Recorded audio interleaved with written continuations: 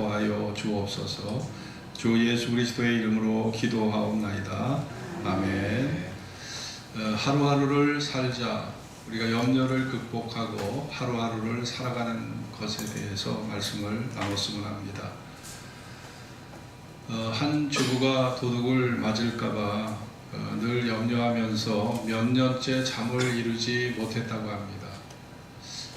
저도 신혼 초에 우리 집에 도둑이 들었어요. 그래가지고 우리 바로 옥상으로 도둑이 들어가가지고 우리 집사람이 저를 막 깨우는 거예요. 여보 큰일 나, 도둑이 들었다고. 그런데 아무튼 그 도둑이 우리 집에 와봐야 훔쳐갈 게 하나도 없어가지고 그냥 빈손으로 돌아간 적이 있습니다만은, 여러분, 이 여자분이 도둑에 대한 염려증이 있다 보니까 남편을 편안하게 잠을 자게 하질 않는 거예요. 조금만 부스럭 소리만 나도 도둑 들었다, 누가 찾아왔다. 3년을 시달렸어요. 그런데 윗집에 어느 날 정말 도둑이 들은 거예요. 남편이 그 도둑을 만나러 갔습니다. 그리고 여보시오, 우리 아내가 당신을 간절히 찾고 있다, 좀 꼭 한번 만나달라고 그렇게 얘기를 했다는 거 아닙니까? 우리 집으로 가서 내 아내를 만나 주시오. 내 아내가 당신을 몇 년째 기다리고 있다. 그렇게까지 얘기를 했다고 합니다. 여러분, 염려도 어떻게 보면 일종의 부정적인 믿음이에요. 부정적인 믿음. 도둑이 올 거라는 그 믿음. 그 믿음이 그렇게 이루어진 거죠. 우리 가운데 날마다 염려하지 않는 사람 한 사람이라도 있을까요? 없습니다. 다 염려하고 살아요. 어느 조사에 의하면 우리 모든 인구의 절반이 염려하고 있대요. 그런데 그거는 그냥 피상적인 통계고, 알고 보면 전체 인류가 다 염려하고 삽니다. 모든 사람이 다 염려하고 사는 거예요. 무엇을 염려합니까? 염려하는 내용은 다 다르겠지만 뿌리를 찾아가 보면 예수님의 말씀대로 무엇을 먹을까, 무엇을 입을까, 목숨을 위해서, 몸을 위해서 다 염려하고 사는 거죠. 무엇을 먹을까, 무엇을 입을까, 목숨을 위해서, 몸을 위해서 다 염려하는 거죠. 그런데 우리가 지금 살고 있는 염려라는 것은요, 정말 폭군이에요. 폭군처럼 찾아와서 인간을 너무 끝없이 괴롭혀요. 끝없이 괴롭힙니다. 물가가 계속 오르잖아요. 또 집은 안 팔리고 집값은 떨어지고, 자녀를 교육시키는데 1년에 사교육비가, 네이버에 보면 사교육비가 날마다 통계로 나와요. 월 41만원, 1년에 492만원. 아예 통계로 나오더라고요. 요즘은. 그만큼 사교육비에 대한 관심이 많다는 거겠죠. 여러분, 우리나라 신용불량자가 300만 명이 넘습니다. 이자도 못 갚아요. 카드가 연체되고, 그러면서 경제적 어려움을 당하는 사람이 한둘이 아닙니다. 우리 목숨과 건강을 위협하는 가상의 적들이 세상에 너무 많습니다. 교통사고에 대한 불안, 교통사고가 너무 많잖아요. 그래서 차를 타고 가도, 여행을 가도 항상 불안합니다. 자연의 파괴와 환경의 파괴로 인해서 먹거리 자체가 참 먹을 게 제대로 없어요. 거기다가 농사 짓는 분들 말씀 들어보면 농약을 살포하지 않고는 다 벌레들한테 다 그냥 기부하는 게 된대요. 벌레들이 다 먹기 때문에 사람 먹을 게 없대요. 그러니까 농약을 안 칠 수가 없다는 거예요. 농약을 안 칠 수가 없다는 거죠. 그러니까 농약을 살포하다 보니까 그게 인체에 자연히 체내에 흡수가 되게 돼 있잖아요. 거기다가 무슨 우리 식품을 만들어내는 거, 그 뒤에 보면은 온갖 조미료, 향신료, 방부제, 인공색소, 인공향미, 증진제. 우리가 제대로 순수한 먹거리 찾기가 어렵습니다. 의사들이 유튜브에 많은 것을 올리잖아요. 뭐 붉은 고기 먹지 마라, 뭐 먹지 마라, 이거 암 걸린다, 별의별 거 다 그거 얘기 듣다 보면 먹을 게 한 개도 없어요. 먹을 게 한 개도 없습니다. 자, 여러분, 모든 식품들이 다 몸에 들어가서 암을 유발하고 성인병을 유발하고 이런 상황입니다. 그러니 우리 삶 자체가 그냥 불안 그 자체예요. 근심과 두려움 없이 살 수가 없는 세상을 우리가 지금 살고 있는 거죠. 여러분, 정신질환자가 얼마나 많은지, 정신질환자 대응 24시간 응급 출동 응급센터가 전국의 대도시마다 있다는 거 여러분 아십니까? 요즘은요, 정신병자들, 조현병자들이 많아서 아니 비행기 가는 비상구문을 열어버려요. 비상구문을 열어. 그런 사건이 이제 터지잖아요. 지나가는 사람을 막 칼로 막 찔러버리고. 야, 이 참 이렇게 살벌한 세상이 됐습니다. 여러분, 그러니 우리가 이런 형편에 살아가기 때문에 정말 염려 없이 산다는 것은 불가능해요. 염려 없이 산다는 건 불가능해요. 목사는 다 하나님 앞에 맡기고 기도하니까 염려가 없겠네요. 아니, 저도 염려하고 삽니다. 저 웬걸 뭐 저라고 염려가 없겠어요? 저도 염려하고 살아요. 전도서 1장 14절에 보면 솔로몬이 그 사람은 모든 걸 다 누리고 살았던 사람이에요. 네? 권력과 부와 명예와 장수의 복을 받은 사람이 솔로몬입니다. 정말 사람 중에 가장 행복하고 가장 모든 조건을 다 갖추고 사는 한 사람을 뽑으라고 그러면 그 사람이 솔로몬이잖아요. 근데 솔로몬이 쓴 전도서를 보세요. 모든 일을 본즉 내가 헤아려서 행하는 모든 일을 본즉 다 헛되어 바람을 잡으려는 것이로다. 구부러진 것을 곧게 할 수 없다. 하나님이 구부러지게 만들어 놓은 거, 인생의 생로병사의 길, 그거 우리 마음대로 조정이 안 돼요. 계절의 질서 마음대로 조정이 안 됩니다. 자, 구부러진 것을 곧게 할 수 없다. 그리고 이지러진 것을 셀 수 없도다. 이 인간이 겪는 모순과 부조리, 불의와 부정한 것들을 셀 수 없을 정도로 세상에 많다는 거죠. 내가 마음 가운데 이르기를 내가 큰 지혜를 많이 얻었으므로 나보다 먼저 예루살렘에 있던 자보다 낫다 하였노니, 내가 우리 아버지보다 내가 더 낫다. 다윗 왕보다 내가 더 훨씬 더 지혜롭다 스스로 생각을 했는데, 내 마음이 내가 지혜를 다시 알고자 하여 미친 것과 미련한 것을 알고자 하여 마음을 썼으나 이것도 다 헛되어 바람을 잡으려는 것이로다. 지혜가 많으면 번뇌도 많으니 지식을 더하는 자는 근심을 더하느니라. 나는 내 마음에 이르기를 자 내가 시험적으로 너를 즐겁게 하리니 너는 낙을 누리라 하였으나 본즉 이것도 헛되도다. 내가 웃음을 논하여 이르기를 미친 것이라 하였고 희락을 논하여 이르기를 저가 무엇을 하는가 하였노라.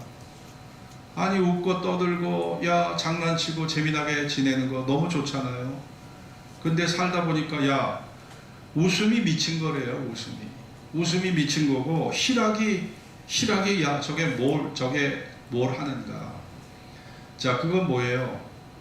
우리 행복이 영구하지가, 인간의 수명이 영원하지가 않아요. 절망의 죽음이 기다리고 있기 때문에 웃음 그 자체도 재해석을 하게 된다는 거죠.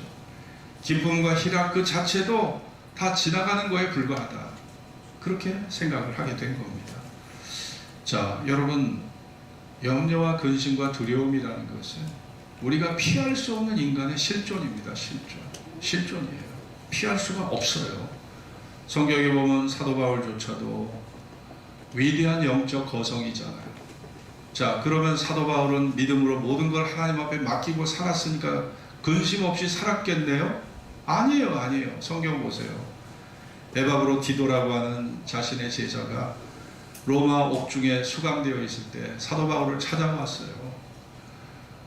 그 옛날 소아시아에서 로마까지 갔다 오려면 한 달입니다. 한 달을 소요한 거예요. 이런 먼 거리 여행을 하다 보니까 이 에바브로 디도가 사도 바울을 면회하고 왔다가 중병에 걸렸어요. 거의 죽게 됐어요. 에바브로 디도가. 야, 그러니 사도 바울의 마음에 어떤 근심이 있었을까? 야, 이거 나를 면회하러 왔다가 사랑의 마음으로 사랑의 동기로 찾아왔다가 에바브로 디도가 죽는다면, 야, 그러면 내 체면이 어떻게 돼? 내가 하나님 앞에 얼마나 송구스러워. 야, 이건 아닌데 하나님, 에바브로 디도를 살려주세요. 살려주세요. 사도 바울이 그렇게 기도를 했는데요. 빌립보 2장에 보면 저가 병들어 죽게 되었으나 하나님이 저를 긍휼히 여기셨고 저뿐 아니라 또 나를 긍휼히 여기사 내 근심 위에 근심을 면하게 하셨느니라. 사도 바울 보세요. 에바브로 디도의 문제 때문에 내 근심 위에 근심을 면하게 하셨다고 말씀하고 있습니다. 그러니요, 사도 바울도요, 이렇게 에바브로 디도 문제 때문에 근심이 막 충만했던 거예요. 근심이. 주의 종이라고 근심 없이 사는 거 아니에요. 예수님은요, 예수님은 하나님의 아들이시니까 근심이 없으셨겠네요? 아닙니다. 예수님도 육체를 입고 우리와 동일한 육신을 갖고 계셨을 때는 예수님조차 근심하셨어요. 마태복음 26장에 보면 예수님이 베드로와 세베대의 두 아들을 데리고 가실새 고민하여 슬퍼하사 말씀하시되 내 마음이 심히 고민하여 죽게 되었으니 너희는 여기 머물러 나와 함께 깨어 있어라. 예수님 말씀하셨어요. 내가 고민하여 죽게 되었다. 십자가를 져야 되는 그 고통, 그 압박감, 그 중압감이 예수님을 내리누르니까 예수님조차도 고민하여 죽게 됐다. 야, 예수님이 그런 표현을 쓰셨습니다. 그런 예수님도 고통과 두려움에서 예수님조차 자유할 수가 없으셨어요. 그것이 인간의 삶이죠. 19세기 덴마크 철학자, 신학자, 시인이었던 사회 비평가였던 기독교 심리학자였던 쉐렌 오비에 키에르케고르라는 철학자가 있습니다. 절망은 죽음에 이르는 병이라고 그가 책을 썼는데요. 키에르케고르는요, 본인 스스로가 그렇게 그 일을 다 겪은 거예요. 우리는 2020년부터 3년 동안 코로나19로 엄청 고통을 당했습니다. 저도 2021년에 아주 코로나에 걸려서 제가 오산 한국병원에 11박 12일에 그런 아주 중환자 치료를 받고 지금 여기 있습니다만, 이 코로나19가 그냥 모든 인류를 쓸어갈 것처럼 아주 광풍이 몰아쳤잖아요. 그래서 모임의 단절, 여행의 모든 단절, 자유로움이 사라지고 인간을 접촉하는 게 두렵고 모임을 가는 게 두려울 정도로 그랬잖아요. 그래서 심리적으로, 정신적으로, 우리 영적으로 자유가 없었어요. 얼마나 많이 시달렸는지 몰라요. 3년 동안 시달렸잖아요. 그런데 이게 다 지나간 옛날 일이 되어버렸어요. 코로나가 이제 어느 정도 우리가 다 이제 코로나에서 해방되는, 이런 때도 있구나. 지금 우리가 마스크 벗고 예배 드리잖아요. 다 예전에 마스크 쓰고 여기다가 저희가 이렇게 가림대를 세워가지고 그렇게 예배 드리는 거 기억나시죠, 여러분? 자, 3년 동안 그렇게 시달렸는데 언제 그랬느냐는 식으로 우리가 졸업했잖아요. 아직 조금 남아있긴 하지만 따라해 봅시다. 이 또한 지나가리라. 지나가요, 지나가. 고통이 영원한 게 아니에요, 고통도. 그 고통이 영원한 고통이 아닙니다. 지나갑니다. 최근에 미국 의료계에서 인류를 위협하는 최고의 3대 질병을 암과 심장병과 우울증으로 그렇게 삼았습니다. 우울증은요, 감정을 조절하는 뇌의 기능의 변화 때문에 생기는 부정적 감정이 나타나는 병입니다. 아직까지도 의학자들이나 과학자들이 우울증이 왜 발병하는지 원인을 정확히 그렇게 밝혀내지 못하고 있습니다. 발병의 원인은 내적, 외적, 개인적 질병이에요. 가족관계, 실업 문제, 낮은 행복 지수와 높은 스트레스, 이런 것들이 다 우울증의 원인이 되는데, 자, 문제는 우리나라가 경제개발협력기구 OECD 회원국 가운데 17년째 이 회원국 중에서 우리가 부동의 1위를 하는 게 있어요. 그게 뭐예요? 사살자, 자살. 자살 순위가 1위예요. 17년째 1위예요. 17년째. OECD 평균의 2.1배 자살자가 많아요. 우리나라가 다 잘 산다고 생각했는데 아니 이렇게 많은 자살자가 있습니다. 2020년도 한 해에 13,195명이 죽었어요. 2020년도에. 자, 그러니 여러분, 우리나라가 자살공화국이라는 오명을 우리가 지금 쓰고 있습니다. 자, 무엇이 문제일까요? 여러분, 이것은 누가 대신해 줄 수가 없어요. 자기 마음의 염려, 두려움, 이런 근심은 누가 대신 져줄 수가 없는 거예요. 우리가 여기에서 자유하지 않으면, 우리가 여기에서 벗어나지 않으면 정말 우리는 그런 부정적인 세계 속에 빠져 살 수밖에 없는 것이 연약한 인간의 모습입니다. 여러분, 유아 때는요, 낯선 사람에 대한 두려움 때문에 아이들이 낯을 가리잖아요. 엄마 아빠 품을 떠나면 애들은 울어요, 울어. 그리고 낯선 사람을 보면 아이들은 웁니다. 할아버지라도 할머니라도 울어요. 그 아이들의 마음에 두려움이 있는 거예요. 또 학생이 되면 공부에 대한 두려움, 시험에 대한 두려움이 있어요. 갑자기 시험 때가 되면 머리가 아파요. 배탈이 나요. 배가 아픕니다. 심지어 교통사고가 나거나 병에 걸려서 입원하고 싶은 충동을 느낍니다. 아이들이 그만큼 이 시험에 대한 스트레스가 많다는 겁니다. 청년이 되보세요. 취업 문제 생기죠. 결혼 문제 있죠. 또 직장에 들어가도 또 중간에서 승진해서 탈락하면, 또 명예퇴직을 당하면 나는 어떡할까? 야, 이런 고민. 또 퇴임을 하고 나면 노후 대책에 대한 또 고민. 우리가 저 무덤에 들어가기 전까지는 이 두려움을, 근심을 면할 길이 없는 거예요. 여러분, 오늘 노만 빈센트 필 박사가 두려움에 관한 조사를 해보니까 사람이 걱정하고 두려워하는 것을 조사해보니 40%는 과거의 것을 가지고 인간이 두려워하더라는 거예요. 과거에 당했던 공포, 과거에 당했던 어려움, 과거에 당했던 그런 다양한 문제로 인해서 고민하고 있더라는 거예요. 그리고 50%는 아직 다가오지도 않을 일에 대해서 인간이 고민하고 있다는 거예요. 이걸 합쳐보니까 우리의 고민거리 중에 90%가 과거의 것이에요. 미래의 것이에요. 그러니까 우리의 고민거리 90%가 이미 지나갔거나 아직 다가오지도 않은 것에 대한 두려움이라는 것이죠. 세계 제2차 대전 당시에 전쟁으로 죽은 미국 군인의 수가 30만 명이었어요. 그런데 사랑하는 아들과 땅을 전쟁터에 보내고 두려움 때문에, 근심 때문에 죽은, 심장병으로 죽은 사람이 100만 명이었습니다. 아니, 전쟁터에 30만 명이 죽었는데 미국 본토에서는요, 심장병으로 그보다 3.2배가 높은 사람이 죽어버린 거예요. 여러분, 그만큼 이 근심과 염려와 두려움이라는 것이 인간을 파괴하고 있다는 증거가 아니겠습니까? 우리가 지금 불확실한 인생을 살아가는데 염려와 두려움이라는 것은 흔들 의자와 같습니다. 흔들 의자. 여러분이 흔들 의자에 앉아보세요. 아무리 흔들어도 흔들 의자는요, 제자리에 있어요. 한 발자국도 나가지 못합니다. 흔들 의자는 제자리에 있게 돼요.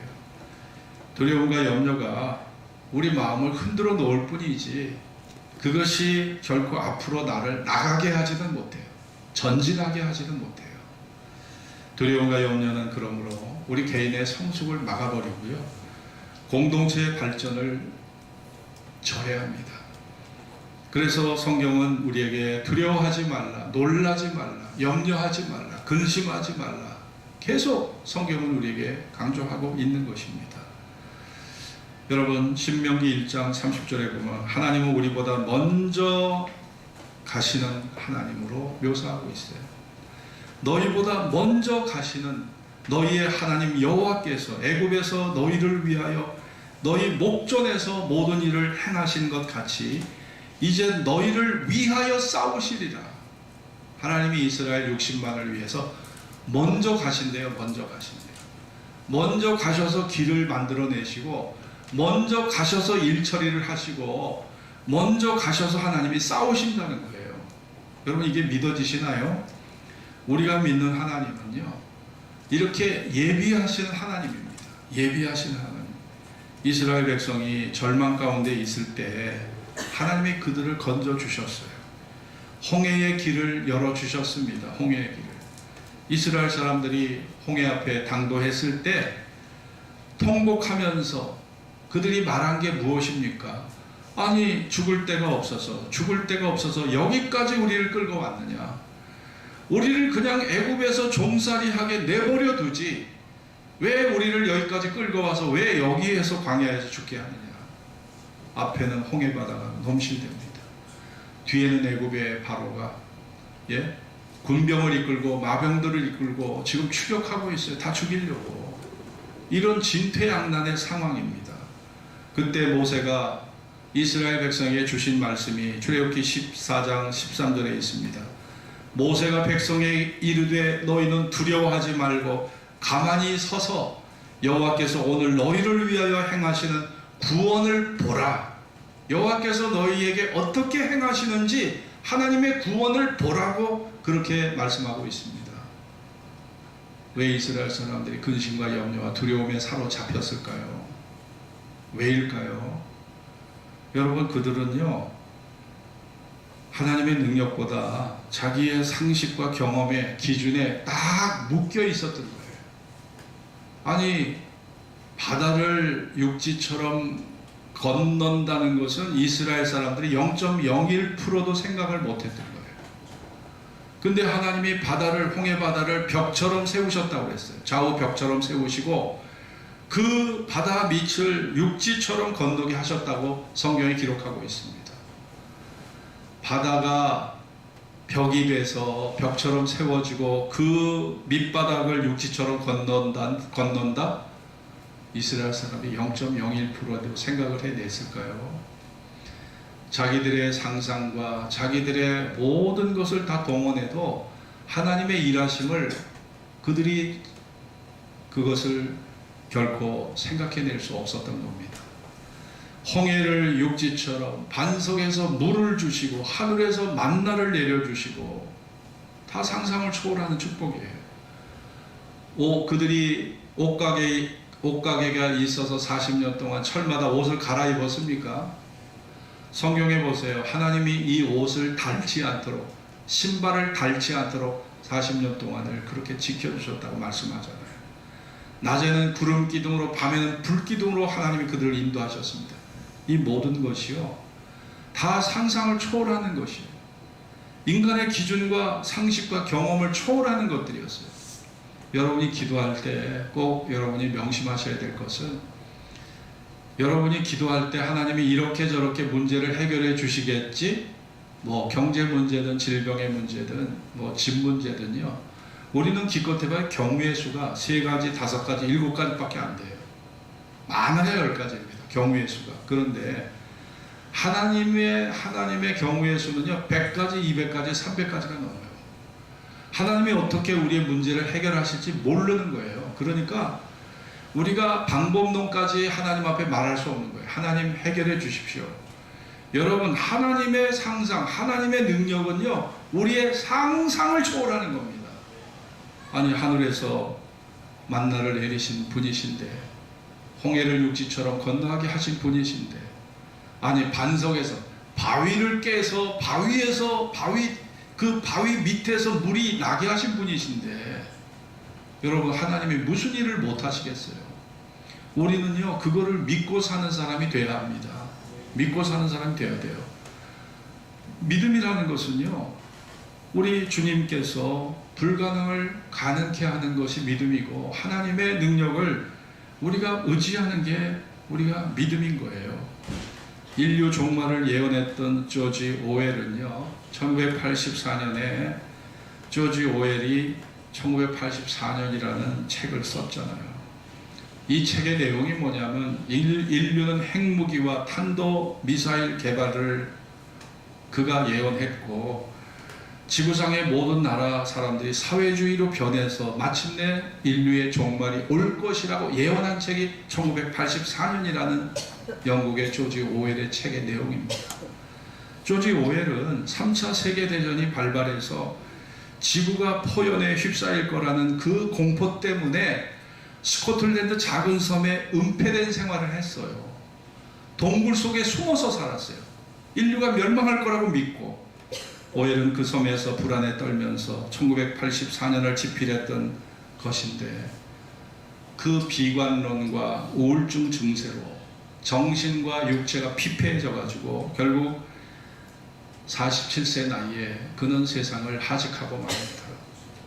그런데 결국 미래에 대한 염려와 불안이 자기 자신을 망치고 만 거예요. 그런데 반대로 록펠러 아시잖아요. 록펠러는 역사상 가장 최고의 부자였습니다. 세계적인 부호 록펠러는요, 33살에 이미 백만장자였어요. 그리고 53살에 세계 최고의 부자가 됐던 사람이 록펠러입니다. 그런데 그렇게 돈을 많이 벌었지만 록펠러가 행복하지가 않았어요. 왜냐하면 그에게 큰 불치병이 있었기 때문입니다. 그 병은 알로피셔병이라고 하는 병이었는데, 머리와 머리카락이 빠져요. 눈썹이 빠집니다. 몸이 바삭바삭 마릅니다. 그래서 아무리 돈을 많이 벌어도 이 알로피셔병에 걸려가지고 자기가 서서히 죽어가는 거예요. 매일 병에 시달리면서 잠을 못 자요. 잠이 오질 않아요. 밥맛이 전혀 없어요. 얼마나 고생하고 돈을 벌었는데 이 돈이 아무 소용이 없는 거예요, 자기한테. 록펠러가 53세 때요, 하루 13억씩 벌었더라고요. 100만 달러, 하루의 수익만 100만 달러, 하루에 13억씩을 벌었어요, 록펠러가. 그러나 돈을 잘 벌었지만 날마다 겨우 그가 먹을 수 있는 것은 우유 한 컵과 그 다음에 크래커, 과자 딱 하나밖에 먹을 수가 없었다고 합니다. 그런 상황에서 록펠러가 병원을 찾아갔는데 사형 선고를 받았어요. 의사가 하는 말이 당신은 1년밖에 더 살 수가 없다. 이런 의사의 진단이 내려왔습니다. 아니, 재산이 있으면 뭐예요? 고민해서 먹지도 못하고 자지도 못하고 괴로워하면서 하루하루 살아가는 것, 돈도 다 소용없는 상황이 되어버린 거죠. 그런 자기의 인생을 돌아보면서, 야, 내가 53세 나이에 죽을 걸 생각하니까 그동안 인생이 다 주마등처럼 다 지나가면서 고생하는 흔적들이 다 머리에 떠오르면서 이 사람이 탄식을 하게 됩니다. 그러면서 자기도 모르게 침대에서 벌떡 일어나서 그가 자기도 모르게 한 말이, 야, 돈 다 소용없어. 돈 다 소용없어. 세상의 영광 다 소용없어. 나 하나님만을 바라보고 살 거야. 자기도 모르게 그런 외침을 자기가 그렇게 외치고 침대 밑에 내려와서 무릎을 꿇고 기도합니다. 그런데 이게 절망의 상황에 놓이게 되니까 이 록펠러가 그냥 기도가 막 절로 나오는 거예요. 어렸을 때부터 교회를 다닌 사람인데, 모태 신앙이지만 하나님을 정말 진실로 찾았던 적이 없었어요. 근데 죽음에 임박해서 이 절망의 자리에 있다 보니까 살려달라는 기도가 자기도 모르게 나오게 되는 것이고, 밤새도록 록펠러가 기도를 합니다. 무릎 꿇고 기도했어요. 그러면서 그에게 변화가 일어납니다. 어떤 변화일까요? 이제는 교회 가서 제일 앞자리에 앉아서 자기도 모르게 예배를 드리고 누구보다 착실하게 신앙생활을 하게 된 겁니다. 그런데 어느 날 예배를 드리고 났는데, 야, 내가 성전을 지어서 새 성전에서 예배를 드렸으면 좋겠다라는 생각을 하게 됐어요. 그래서 그가 성전을 지어서 바칩니다. 그것이 뉴욕에 있는 리버사이드 교회입니다. 록펠러가 지은 거예요, 리버사이드 교회가. 그리고 얼마 후에 록펠러는 록펠러 재단을 만들어서 가난해서 병원 치료를 받지 못한 불쌍한 사람들을 위해서 의료 재단을 만듭니다. 그리고 막대한 돈을 거기에 투자를 해요. 그래서 하나님 기뻐하는 뜻을 위해서, 이웃 사랑을 위해서, 선교를 위해서, 교회당 건축을 위해서 막대한 돈을 투자합니다. 자, 그런데 이게 웬일이에요? 록펠러의 마음이 바뀌고 삶의 태도가 바뀌니까요, 밥맛이 좋아졌어요. 밥맛이. 잠이 그렇게 오지 않았던 그 사람인데, 아니, 잠을 잘 자요. 마음이 평안하고 자유하고 기쁘니까 삶이 즐거워졌어요. 야, 록펠러요, 의사의 진단에 1년밖에 당신은 살 수 없다고 했던 그 록펠러 아닙니까? 록펠러가요 98세까지 살았습니다. 53세에 불치의 병에 진단을 받고 알로피셔병에 진단받고 53세에 죽을 거라는 그 예언이 틀려져 버렸어요. 무려 45년을 더 살았습니다. 록펠러가요. 여러분, 모든 것을 하나님께 맡기고 기도했을 때 하나님 이런 놀라운 기적과 변화를 록펠러에게 주셨습니다. 여러분, 어떤 염려거리를 갖고 여러분 이 자리에 오셨나요? 염려 없는 사람 하나도 없어요. 하나도 없습니다. 네. 제가 유튜브를 보니까 MBN 아나운서인데 26살밖에 안 됐어요. 그런데 그런 젊은 사람도 병원에 진료받으러 갔다가 그냥 유명을 달리하는 경우, 그런 경우가 허다합니다. 내 목숨은 하나님에게 달린 거예요. 임명제천이라고 하지 않습니까? 주의 뜻이면 내가 살기도 하고, 네, 주의 뜻이면 내가 살기도, 이것저것 하리라. 자, 이것이 우리의 태도가 되어야 된다고 생각합니다.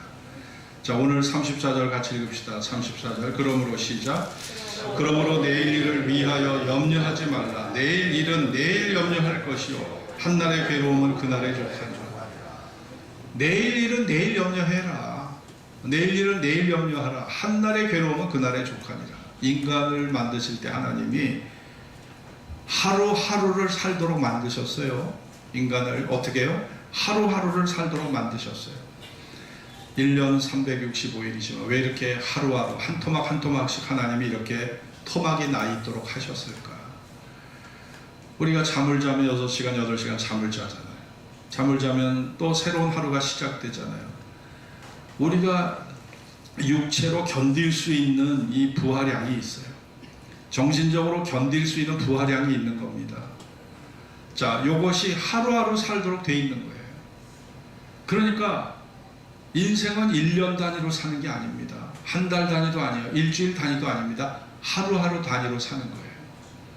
그러니까 근심과 염려와 두려움도 하루만 견디면 된다는 거예요. 예수님의 논리가 그것입니다. 자, 내일 일을 위하여 염려하지 말지니 한날의 괴로움은 그날의 족하니라. 내가 걱정하고 염려하는 거, 내가 지금 빚을 갖다가 100억을 지고 있어요. 야, 근데 갚을 돈이 한 푼도 없습니다. 집을 다 팔아도, 모든 재산을 다 팔아도 100억이란 빚을 못 갚아요. 이거를 여러분 생각한다면 죽고 싶은 생각밖에 안 날 겁니다. 야, 이 100억을 내가 어떻게 갚어? 내가 이 돈 평생을 노력해도 갚을 수 없는데, 야, 차라리 죽어버리자. 이렇게 생각할 수 있잖아요. 예수님의 말씀 뭐예요? 야, 하루만 견뎌.